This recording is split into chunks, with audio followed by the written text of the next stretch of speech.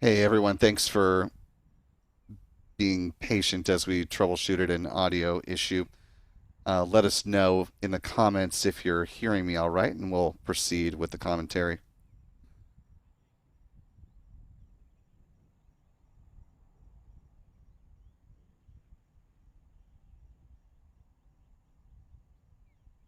For those in our live chat, if you can just give me a quick confirmation. Okay, all right, now it looks like we're on a good footing. Apologies for that technical snafu. Welcome to Spaceflight Now's live coverage of the latest mission from Cape Canaveral Space Force Station. I'm Will Robinson Smith, reporter with Spaceflight Now, and it's good to be with you here on this Saturday morning, March 14th. It is Pi Day, everyone. Hope you're all having a good start to the weekend. We're broadcasting, as we always do, from the Spaceflight Now News Bureau here at NASA's Kennedy Space Center. At least the visuals were working, even if the audio was providing a little bit of a hiccup. But glad you were able to catch the sunrise this morning as we were getting things prepped and ready to actually bring you the commentary on today's mission. You're looking at a SpaceX Falcon 9 rocket standing at the heart of Space Launch Complex 40 at Cape Canaveral Space Force Station, getting ready to deliver 29 Starlink V2 mini optimized satellites into low Earth orbit. This mission will bring SpaceX just shy of a total of 10,000 satellites on orbit simultaneously. That milestone will be accomplished as things stand with the next flight of a Falcon 9 rocket, which is scheduled to be the Starlink 17-24 mission, launching on March 16th local time, on the 17th UTC at 0237 is the opening of that window.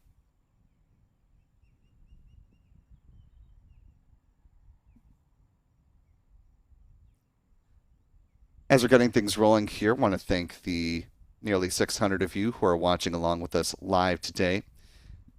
If you haven't already, you could do us a big favor just by clicking that like button and sharing the stream, allowing some more folks to find their way into this live launch coverage.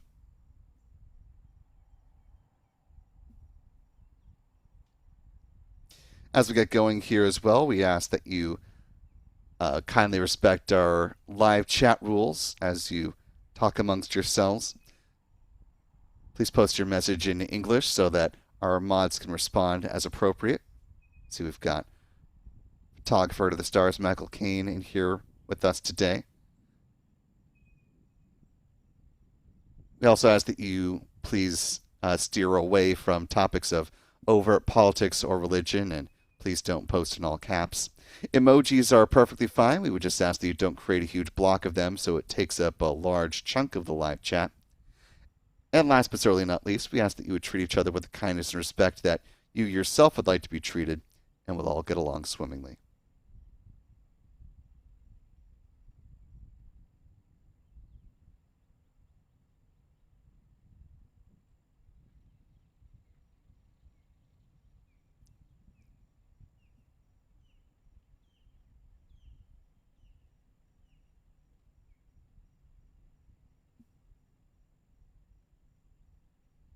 This and every other live launch opportunity are made possible in no small part thanks to our wonderful channel member community here on YouTube.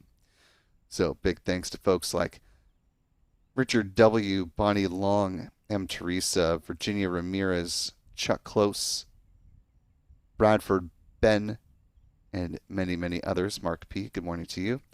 Channel membership comes with a number of perks, including discounts at our online shop, which is shop.spaceflightnow.com. Access to member-only videos here on YouTube, access to our members-only Discord server, and of course the ability to watch all of our live launch liftoff moments from here in Florida in 4K.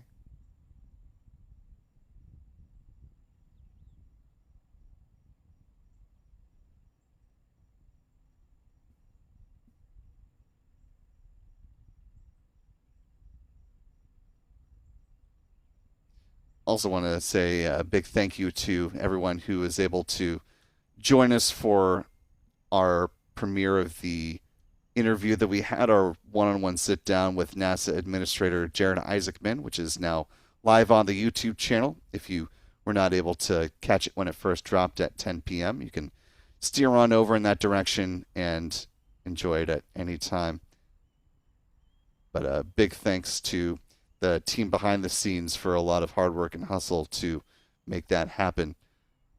It includes, of course, our Spaceflight Now editor, Stephen Young, who's running the technical operations of the broadcast this morning, as well as our photography team, who, if you're not already following them on X, you can find them and their work at the handles you see here.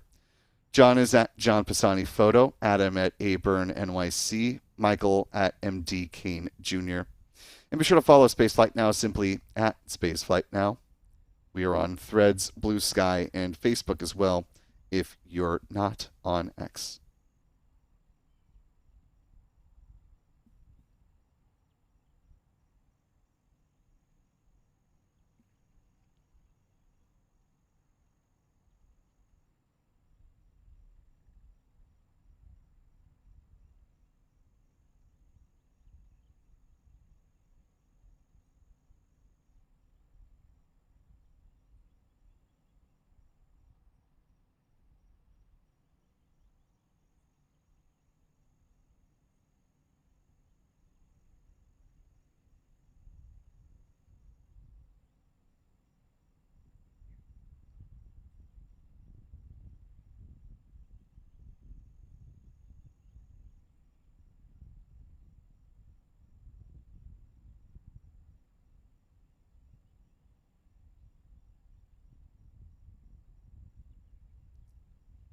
Time now, T-minus 44 minutes, 29 seconds and counting. The Falcon 9 first stage booster that you're seeing there at the pad is the tail number of B1095 in the SpaceX fleet. This will be its 6th launch so far, so a far cry from being part of our list of Falcon 9 frequent flyers. Slight update to this list since the last time we had a Cape launch. B1071 has now broken the tie with 1063 for the second spot, having flown, as you can see, for a 32nd time, returning safely for a landing on the drone ship. Of course, I still love you. As we're just a few minutes away from the start of the tanking timeline, let's go ahead and step into that discussion now. Let you know the milestones that are still out ahead of SpaceX as they're getting ready to fly this next batch of 29 Starlink satellites into low Earth orbit.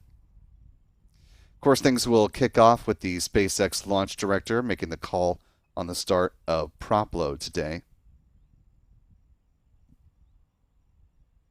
That happens, generally speaking, at T-minus 38 minutes, but SpaceX does its readiness poll electronically, so if it feels like it's in a good position to move forward, they can do that poll a little bit earlier and confirm that they are in a good posture to step into tanking. Once the go-ahead is granted, fueling of the Falcon 9 begins at T-minus 35 minutes. The loading of RP-1, a rocket-grade kerosene on board the Falcon 9's first and second stages. At the same time, liquid oxygen will begin to flow on board the Falcon 9's first stage. T-minus 30 minutes is when SpaceX starts to load cryogenic helium onto the pressure vessels for the Falcon 9's first stage, and just the same for the second stage a few minutes after that. At this, the helium is used to pressurize the main propellant tanks during flight. After that, at T-minus 23 minutes is when second stage RP-1 loading wraps up. T-minus 20 minutes and 50 seconds is the start of the strong back chill down. SpaceX at this point in the count will be thermally conditioning the feed lines at the pad and preparing to load liquid oxygen on board the rocket's upper stage. We'll see this visually as the so-called big vent, which will last about 4 minutes in duration, kicking off at T-minus 20 minutes and 20 seconds or thereabouts. Once thermal conditions are right, the liquid oxygen will begin to flow on the rocket's upper stage starting at about T-minus 16 minutes. Moving right along, T-minus 7 minutes, speaking of liquid oxygen, that's when SpaceX will step into the engine chill part of the countdown, flowing a little bit of LOX through the plumbing and turbo pumps, helping to protect those engines from thermal shock and damage during startup. A minute after that is when the first stage kerosene tank should be full.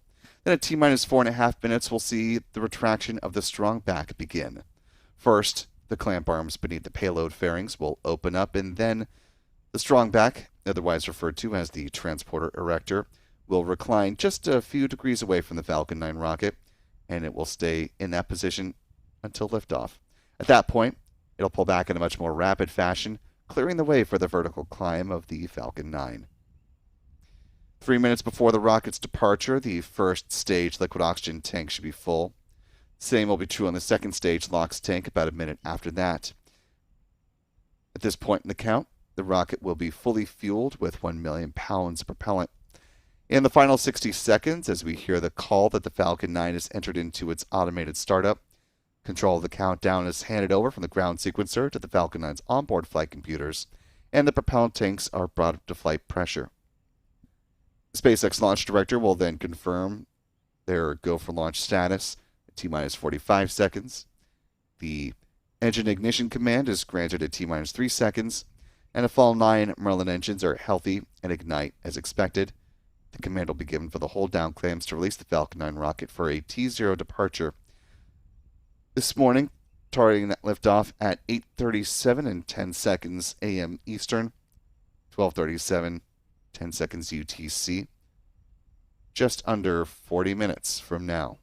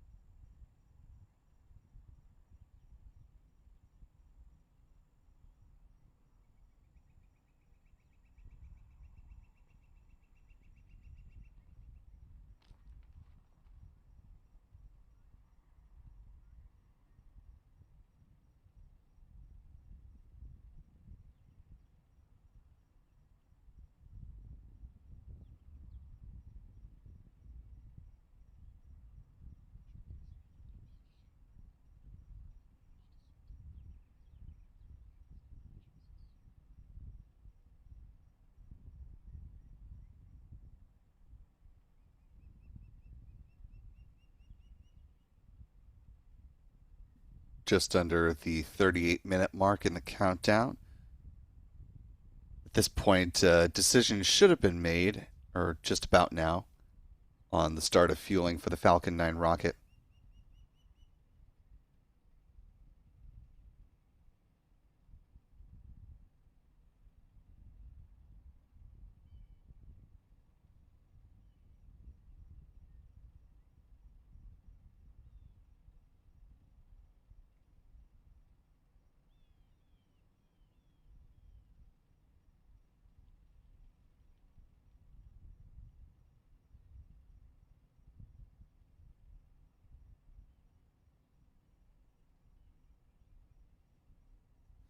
As we're awaiting the start of fueling for the Falcon 9 rocket,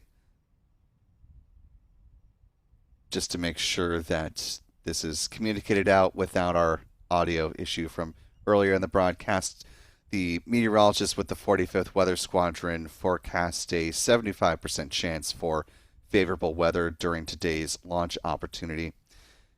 As you might be able to guess from looking at our turn basin view, the main culprit that launch weather officers are keeping a weather eye on, if you will grant me the wordplay, is the presence of cumulus clouds. If SpaceX is unable to launch today, that cumulus cloud risk does increase in a 24-hour backup scenario, going from a 75% favorable outlook today down to 60% tomorrow. Here's a higher level view of the situation at the moment. You're looking at a satellite view of the Florida Peninsula from the GOES East satellite, courtesy of NOAA. You can see those clouds stretching across central Florida, so pretty much no matter where you are in our neck of the woods, from Cape Canaveral to Tampa and St. Pete, it's not going to be the best of launch viewings today from our perspective, but things look a little bit clearer as you go up the East Coast, so hopefully for our friends further to the north, as this is a northeasterly trajectory launch, you'll be able to catch a glimpse of the Falcon 9. If so, if you got a little bit of photo action or video, tag us on social media. Let us know what you're able to capture. It's always great to see the various photography and videography from all along the coastline.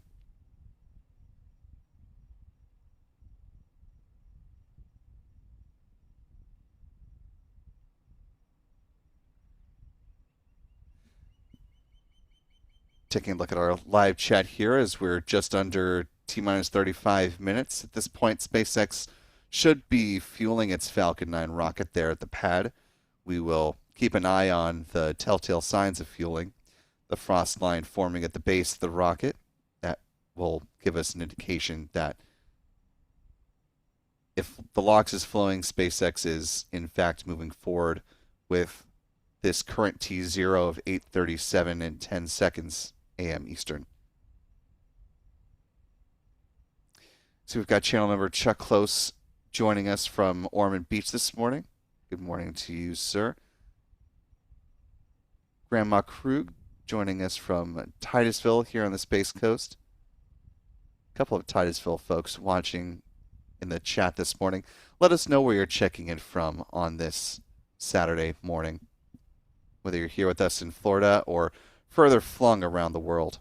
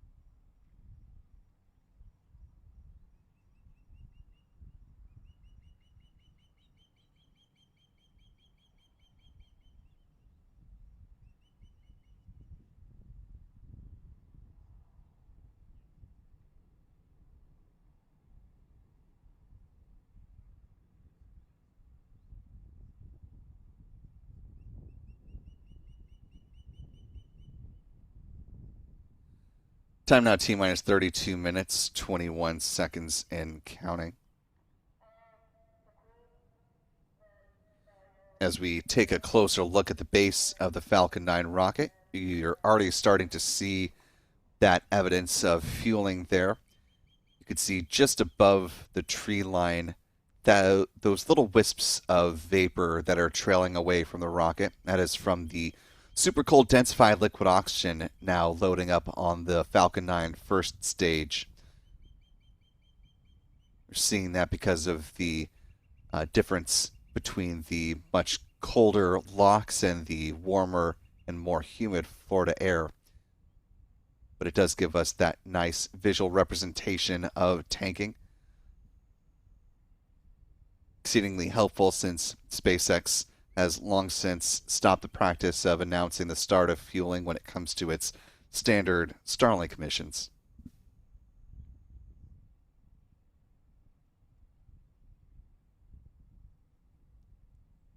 The confirmation of fueling means SpaceX is locking into its current T0 of 8:37 a.m. and 10 seconds, 12:37:10 UTC for those around the world. SpaceX employs a load and go style of fueling, which means once the tanking starts, there is no shifting the launch time within the window. So, were there to be any issue at this point, either from a weather standpoint or a technical issue from the ground systems or the rocket itself, that would mean SpaceX would need to stand down for at least a 24-hour period and target a backup opportunity. But at this point in the count, things seem to be flowing smoothly with just about 30 minutes remaining before liftoff.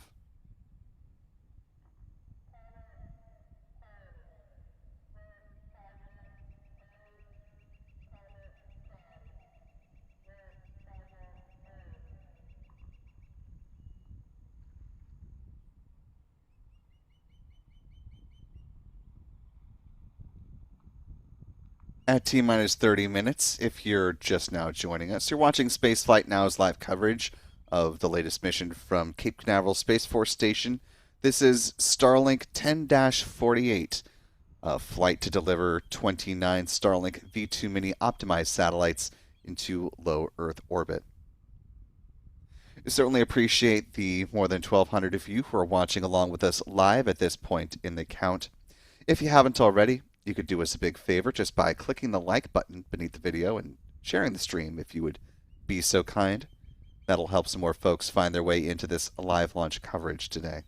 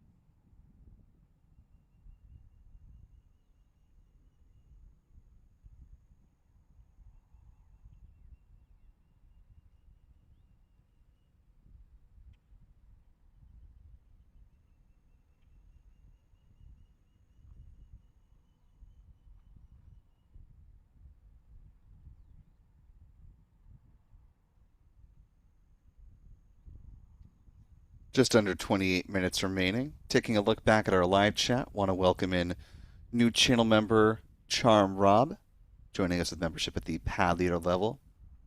Welcome aboard, Rob. We're glad to have you with us. Also want to thank Charles Mandus for gifting a total of 15 Spaceflight Now memberships. Really appreciate that generosity, Charles. Thanks for helping to grow our community here on YouTube. To our 15 newest channel members, welcome aboard to each and every one of you. We're glad to have you with us as well. If you haven't already, be sure to thank Charles in the live chat, and we hope you decide to stick around with channel membership beyond the month you were just gifted. As a quick note on that, when someone gifts a membership on YouTube, it is entirely random as to whom it goes. Neither us here at Spaceflight Now nor the gifter have any control over the directionality of a gifted membership. So congrats if you got it. We hope you enjoy the perks. Channel membership comes with the ability to watch our live launch liftoff moments from here in Florida in 4K, access to our members-only Discord server,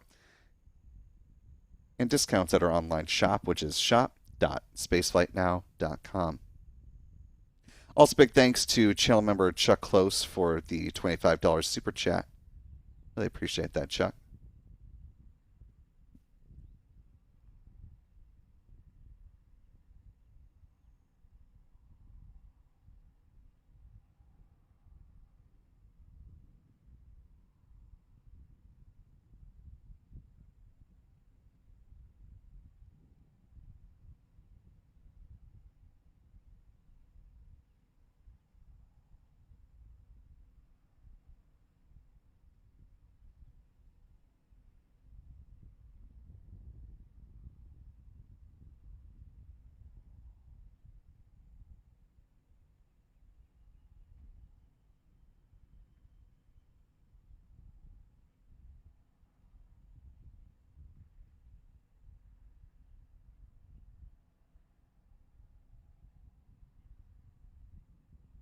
We had a question earlier in the live chat, and apologies for not jotting down who wrote it, but thank you for the question asking about the number 29 as far as the number of satellites that are being launched today and if there's a reason for that specific number.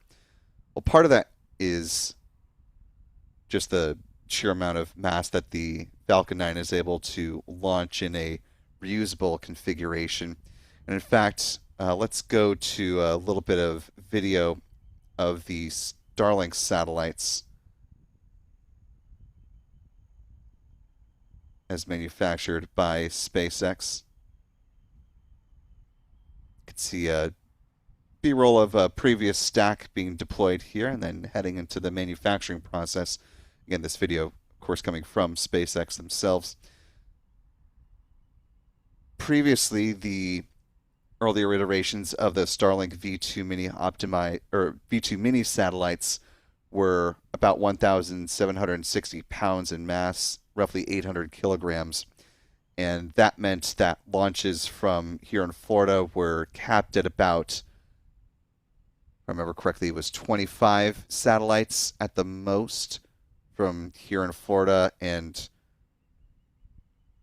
between 21 and 24 from Vandenberg. And since they've shifted to what they call the V2 Mini optimized satellites, those are considerably lighter in mass, now only weighing 1,267 pounds or 575 kilograms, which means that they're able to launch a total of 29, up to 29 satellites as things stand right now with the current performance of the Falcon 9 rocket. 29 from here in Florida and up to 25 from Vandenberg Space Force Base.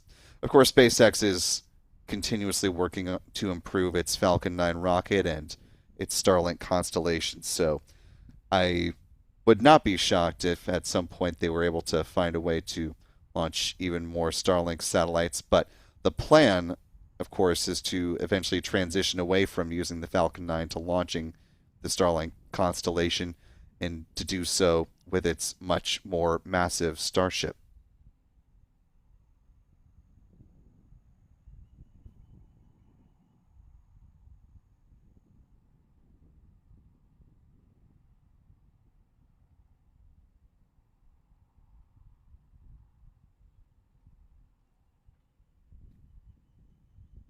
Here's a satellite size comparison of the V2 minis that you see there in the middle versus the much larger version 3 edition of the Starlink satellites, which are planned to start launching later this year once SpaceX confirms that they can safely fly and deorbit their Starship upper stage.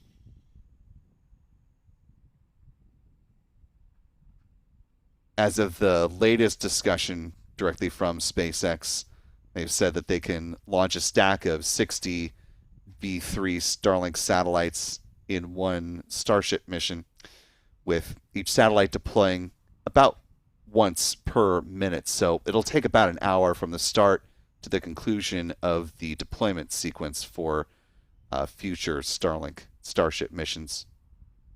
And of course, then the plan would be to eventually be able to catch the ship upper stage instead of disposing it like with the current Falcon 9 upper stages. down at Starbase, the testing continues with the ship upper stage, as well as some recent testing with the Super Heavy booster. Launch date has not been announced formally by SpaceX. The latest from founder Elon Musk was from about a week ago, if memory serves, that they were roughly 4 weeks away from the first launch of a Starship version 3 rocket.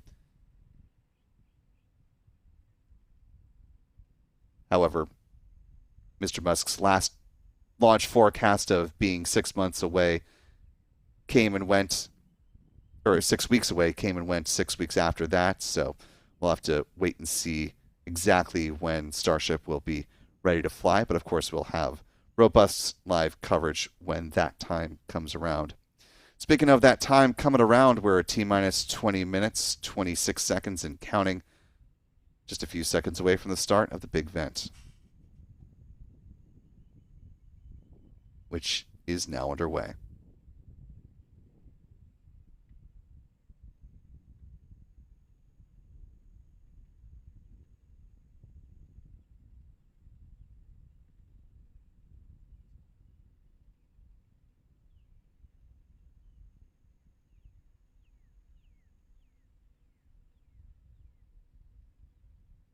This vent is a good visualization of what's happening right now, which is the thermal conditioning of the feed lines there at the pad prior to loading liquid oxygen on board the Falcon 9 rocket's upper stage.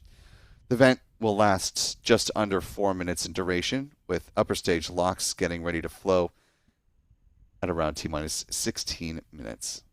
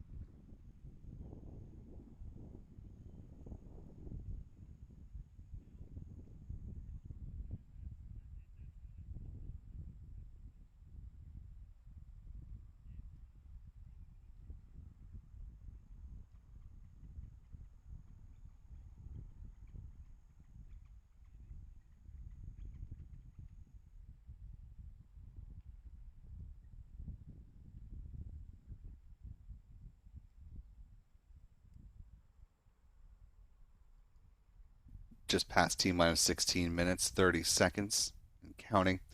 The big event has wrapped up. Coming up next in around 20 seconds will be the start of second stage liquid oxygen load. I want to thank a couple folks in the live chat for your support today. Big thanks to JetMech RN for gifting 5 Spaceflight Now memberships. Really appreciate that, JetMech. And to our 5 newest channel members, welcome aboard. We're glad to have you with us. If you haven't already, be sure to thank Jet in the live chat. And we hope you decide to stick around with channel membership beyond the month you were just gifted. Also want to thank K2 Hat for the $5 super chat. Saying good morning from Mico, Florida. Thanks for the coverage. Thanks as always for the support, K2.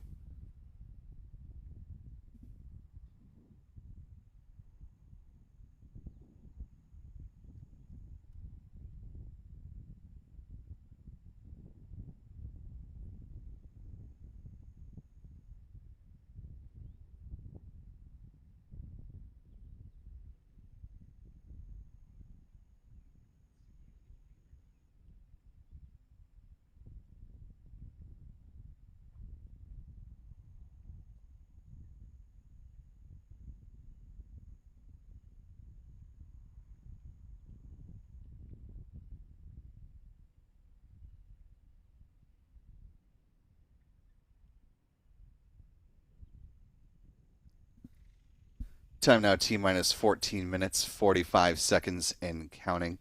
I want to give a big thank you to all of you out there who were able to watch our premiere of our sit-down interview with NASA Administrator Jared Isaacman. It was a wonderful conversation that we had in the midst of the flight readiness review for the Artemis II mission, which is, as we learned this week, currently targeting no earlier than a launch on April 1st, pending completion of the work remaining inside the vehicle assembly building, and rolled out on currently March 19th. There will be some checkouts and launch configuration at the pad, but no wet dress rehearsal is currently planned, which means, as NASA's Lori Glaze said during the post-flight readiness review press conference, the next time we see a tanking of the SLS rocket, as intended, should be on launch day. In our discussion with Administrator Isaacman, we touched on a whole host of topics, including, of course, the upcoming Artemis II mission, some discussion from NASA's Office of Inspector General report that looked at the human landing system landers that are being constructed and tested by both SpaceX and Blue Origin, among other topics. I want to play for you a clip from our conversation, as you'll hear from the administrator looking ahead to some future announcements in the weeks to come. More news about the Artemis program, how to get that into a faster clip with future missions, both human and robotic. So here is just part of our conversation with NASA Administrator Jared Isaacman. And I imagine that those two initiatives were born in part from your, full centers tour, the various portals that you've opened up to bring in ideas of things people like, things people would like to see changed. Based off of the patterns and the specific data points that you've been able to gather from that, what's kind of the next big Jared Isaacman initiative stemming from what you've been hearing from the workforce? Well, I think in the not too distant future, we're going to bring a lot of people together in DC to talk about a handful of major initiatives. We're going to go into greater specifics on Artemis acceleration and what that looks like past Artemis 5. If you're building a moon base and you're going there to stay, well, you're going to need lots of missions to and from the moon from a crew perspective, from a logistics perspective. So there's going to be an Artemis acceleration discussion. We're going to talk about the moon base. I want landers on the moon in the South Pole on a monthly cadence starting in the beginning of 2027. There is a lot to build out there. We got comms, navigation, we've got power. We're going to start doing some surface improvement demonstrations. We're going to have rovers everywhere, so there's a lot to talk about on that.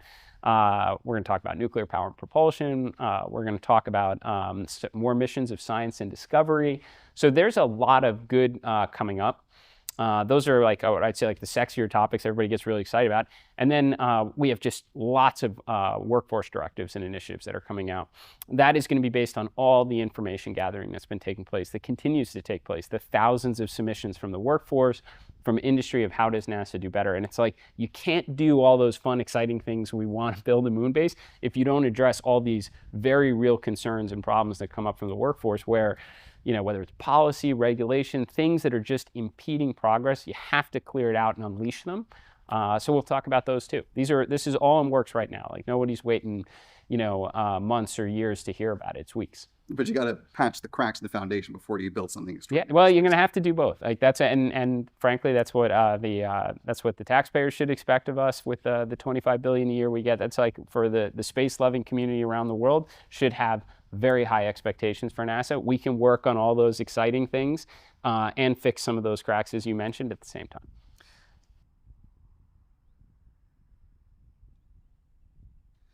And you can watch our full conversation with NASA Administrator Jared Isaacman right now on the YouTube channel.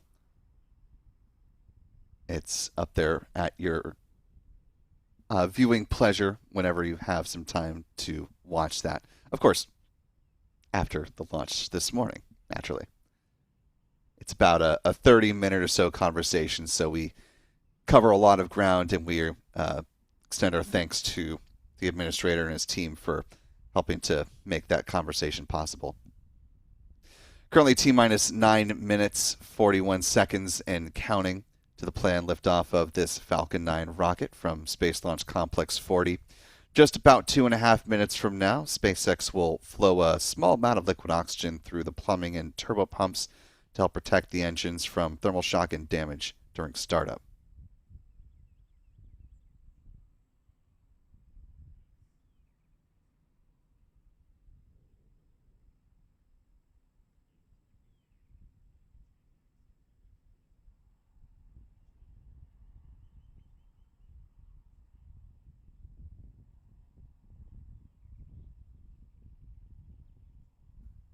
At the 9-minute mark, I do want to touch on a quick comment I saw in the live chat.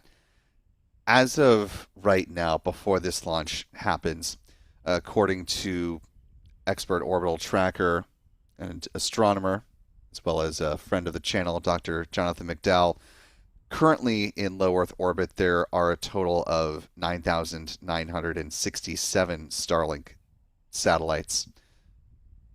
With the 29 launching today, that will bring SpaceX just shy of hitting a total of 10,000 satellites in low Earth orbit. So won't quite hit that milestone with this mission, but all things going smoothly for SpaceX, that should happen after the next Starlink launch, currently set to fly from Vandenberg Space Force Base.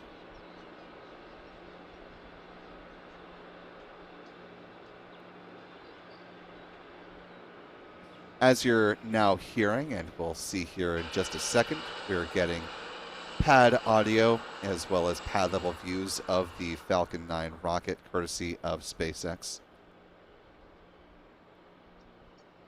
Similar to our view here, we're seeing some patchy conditions.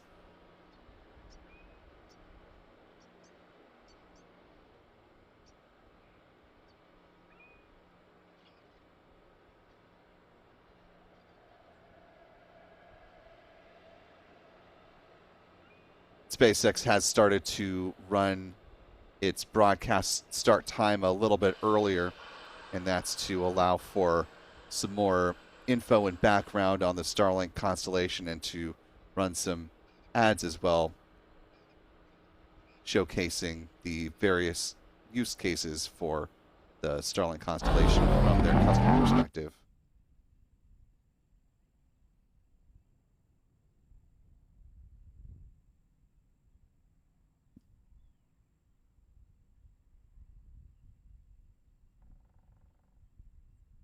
As we're waiting the pad level views to return to the Falcon 9 rocket after this ad concludes, which has some potentially copyrighted music, so we're not going to play that for you. Let's go instead and talk about where this Falcon 9 rocket is going to be flying once it does leave the pad. Talking a little trajectory here. Falcon 9 rocket getting ready to depart from Space Launch Complex 40 there at Cape Canaveral Space Force Station. The rocket will fly on a northeasterly trajectory along the coast of the United States. Less than 3 minutes after liftoff, the first and second stage boosters will separate, with the booster targeting a touchdown on the drone ship called Just Read the Instructions today. If successful, this will be the 153rd good landing on this particular drone ship, as well as the 585th good booster landing for SpaceX to date. As we mentioned earlier on the broadcast, the booster flying today has the tail number of B1095 in the SpaceX fleet. This will be just its 6th trip to space and back. But SpaceX is working to certify its first stage boosters for up to 40 flights apiece.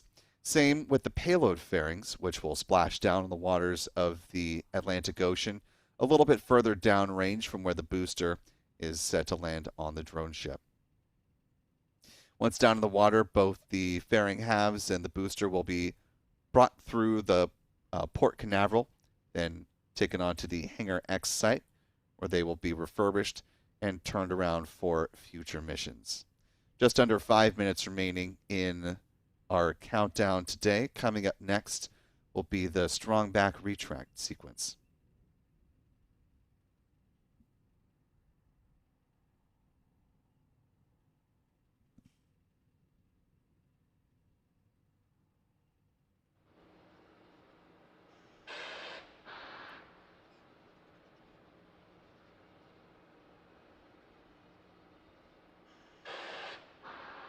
Strong back retract has started. As you just heard, strong back retraction has started.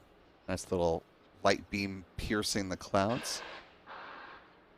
Hopefully they've got enough clearance there. It looks like it's broken up enough to allow for a safe passage for the Falcon 9 rocket, but of course we'll see what the next 4 minutes and change have in store.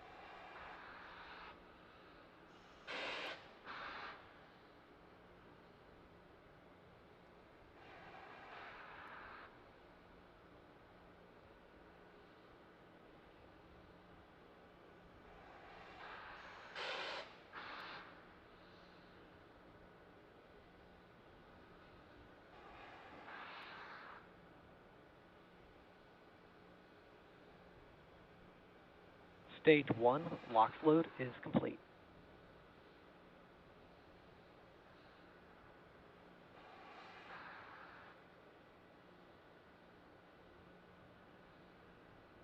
Call for stage 1 LOX load being complete. We should hear a similar call on the second stage here in a moment.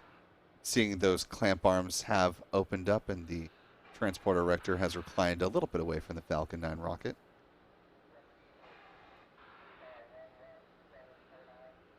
The transporter erector, however, does not look like it's reclined as far back as it normally would have by this point in the count. I'll have to keep a close eye on that.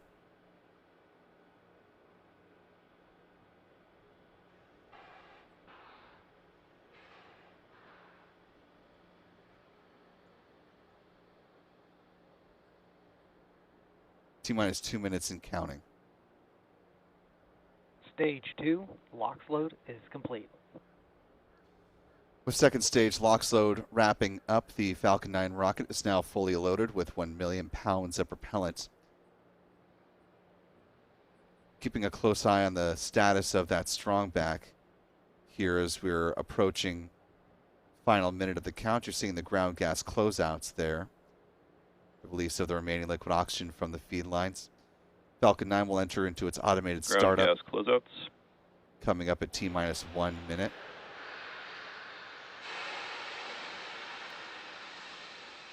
SpaceX launch director will make a go for launch determination at T-minus 45 seconds, so we'll be closely listening for that.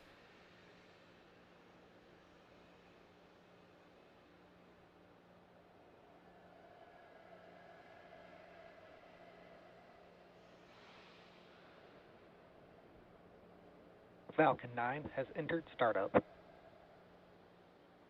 And again, we're waiting for the confirmation that they are go for launch. Should come in the next few seconds if true. LD, go for launch. And there we have it. Go for launch call granted. Coming up to the final 30 seconds before flight. 30 seconds and counting.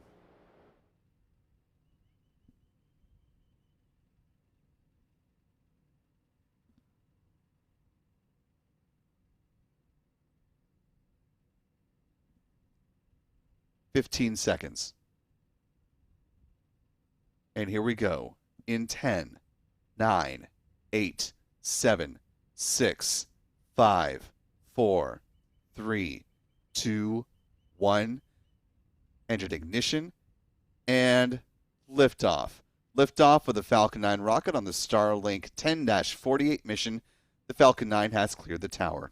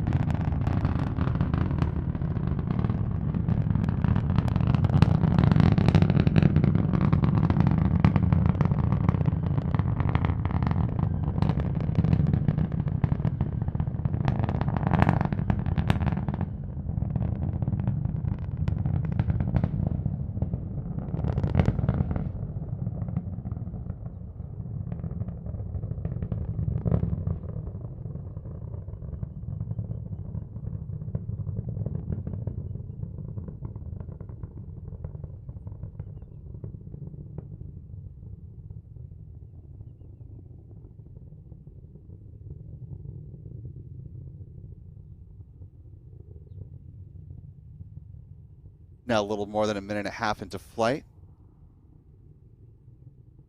Thermal conditioning of the Merlin vacuum engine is underway as SpaceX's Falcon 9 rocket is zigzagging through the clouds here above Florida's Space Coast. Coming up to T+2 minutes into flight and a sequence of events in fairly rapid succession. We'll see first stage main engine cutoff, otherwise known as MECO.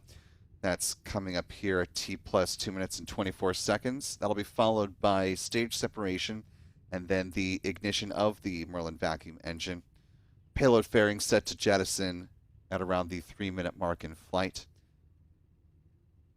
Just a few seconds now to MECO.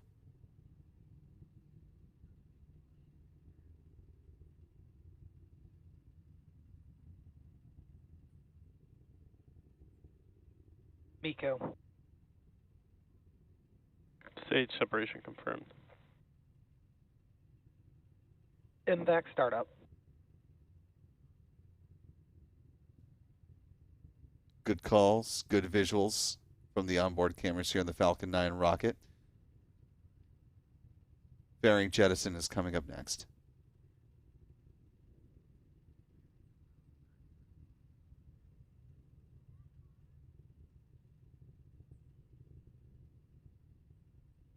Both vehicles are on a nominal trajectory.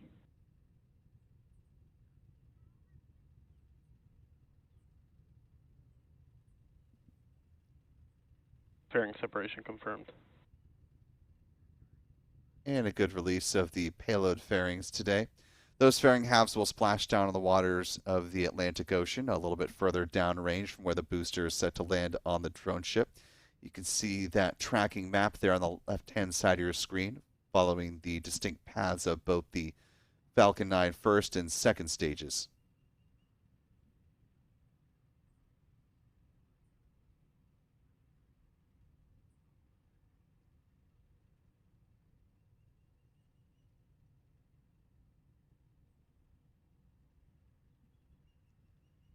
Now a little more, or just about 4 minutes in flight. Coming up next will be the 3-engine entry burn, which is set to begin a little bit past T plus 6 minutes. That burn will help to dramatically slow the booster down as it makes its way towards the drone ship called Just Read the Instructions.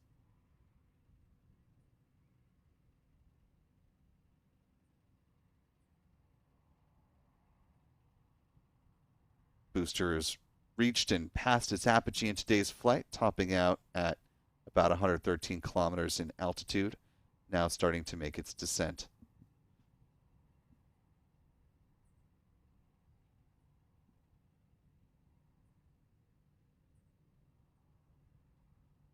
Appears to be a good upper stage burn so far.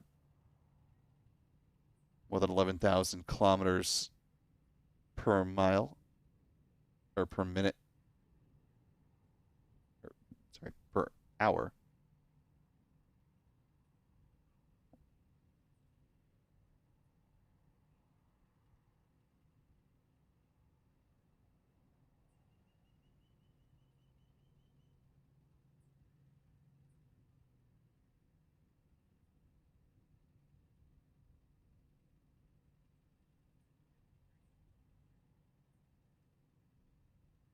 Again, the start of the 3-engine entry burn should be a little bit past the 6-minute mark in flight, so roughly on the order of 30-ish seconds away.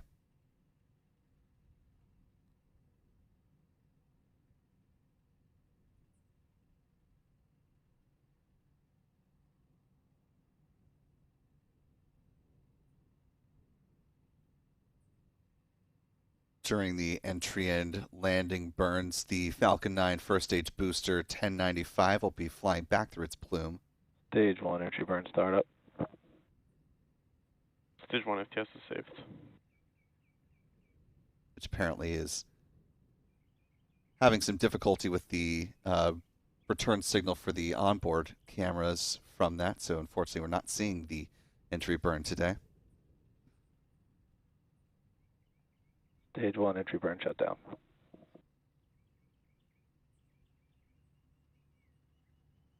And unfortunately for our ground team here, as you could tell from liftoff, it was fairly cloudy here on the ground, so not great for our tracking team, though they did their level best and did a yeoman's job.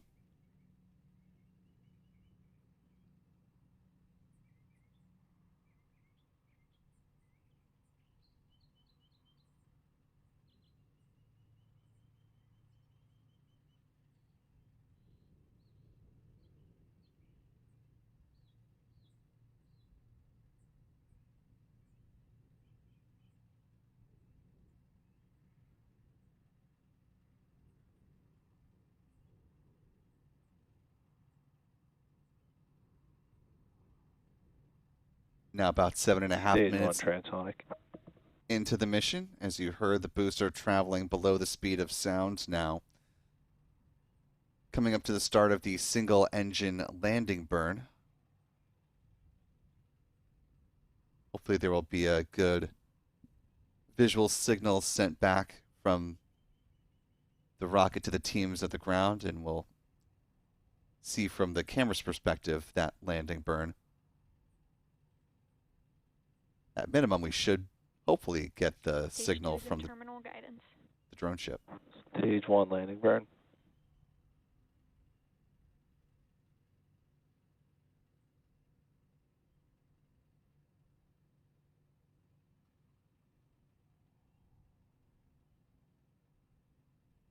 Landing light deploy.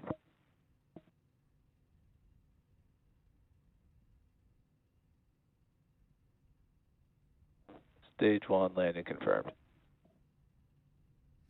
And a good Stage 2 recovery STS is saved. for the booster 1095, completing its 6th mission.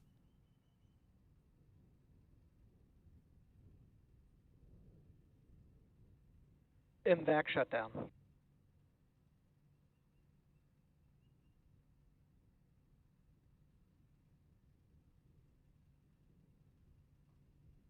Nominal parking orbit insertion.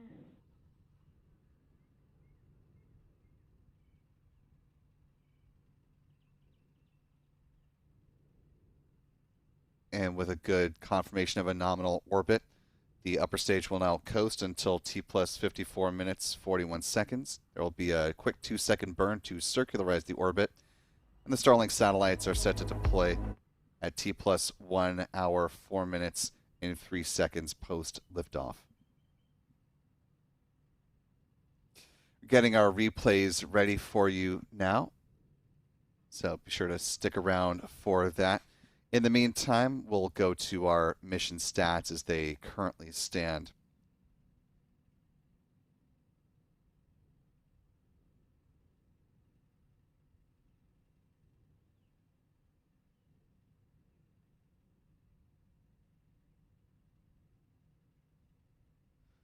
With a good liftoff and landing of the first stage booster, again, that marked the conclusion of the 6th flight for Falcon Booster 1095 in the SpaceX fleet.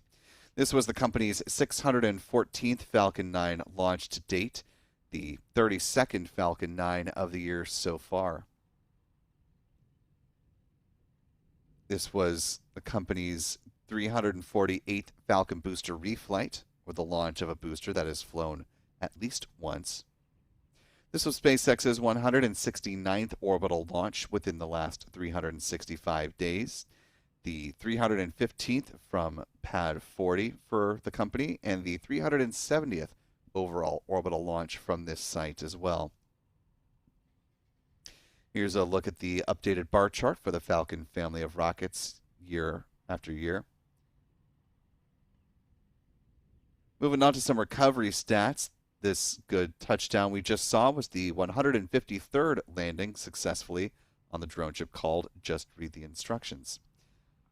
That marked SpaceX's 482nd drone ship landing and the 585th booster landing for SpaceX to date. Also the 586th landing of an orbital class rocket, including Blue Origin's booster called Never Tell Me the Odds. Of course, there are multiple planned reusable rockets under development currently in China as well, so this launch stat will only get more complex as the years go on. Keeping close tabs on the first reuse case from rocket built in China. Moving on to some industry stats next. This was the 18th orbital launch from the Sunshine State of Florida, the 34th orbital flight from U.S. soil, the 37th from a U.S. rocket company, and the 54th orbital launch around the world. There have been 4 orbital mishaps so far this year. Look at the history of Cape launches, and here's where the orbital pie chart now currently stands. As far as some movement on future missions, looking at the launch of United Launch Alliance Atlas V rocket at the end of this month, currently targeting that liftoff from Space Launch Complex 41 no earlier than March 30th. Also down in French Guiana, the next batch of Amazon LEO satellites set to launch on an Ariane 6 rocket are also being prepared for their next flight. So a couple missions supporting the Amazon LEO constellation as it begins to build out more and more. The goal is to have early customer service at least begin some point later this year.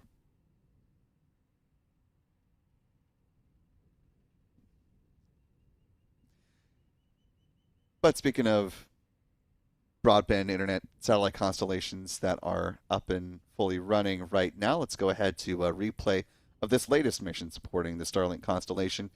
Kicking things off with a look back at the fixed camera view from Adam Bernstein.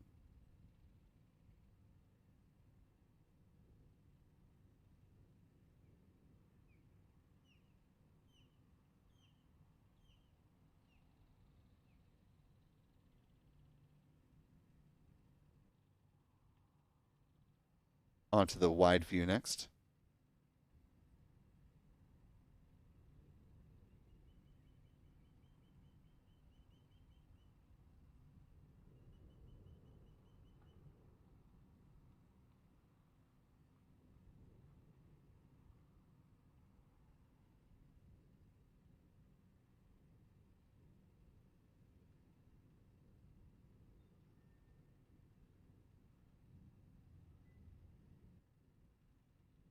Onto the turn basin next.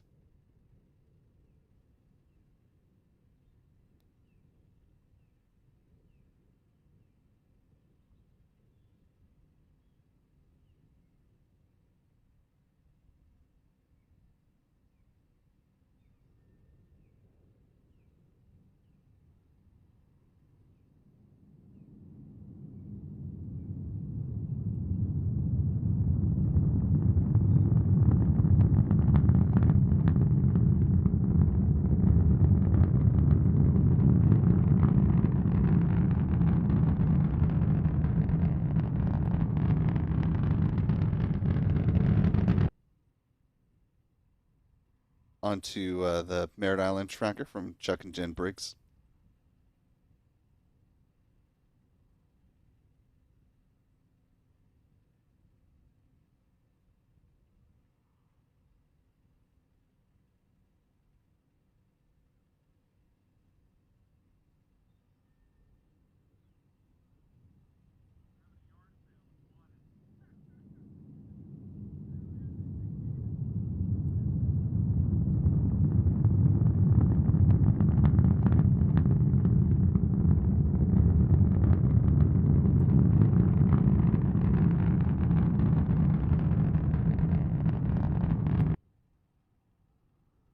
And wrapping things up with the press site tracker here from Adam Bernstein. The Falcon 9 dipped and slipped through a whole bunch of clouds this morning.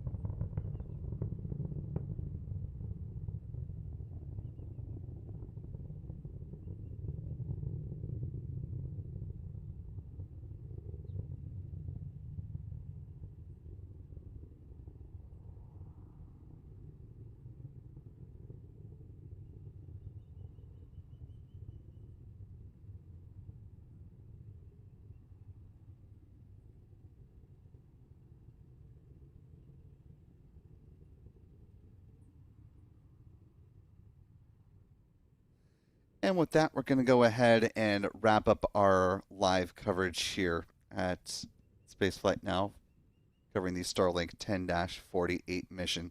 Again, as a reminder, the next flight for SpaceX is coming up on Monday the 16th in the evening. That's the launch of the Starlink 17-24 mission as things currently stand. You can head on over to our website, spaceflightnow.com, for the latest on orbital launch timing. As you can see, the sun now quite prominently piercing through the sky here at the press site. Want to thank our friends Pete Carsons with Max Q Productions and Chuck and Jim Briggs with C&J Images for their help in some tricky tracking today.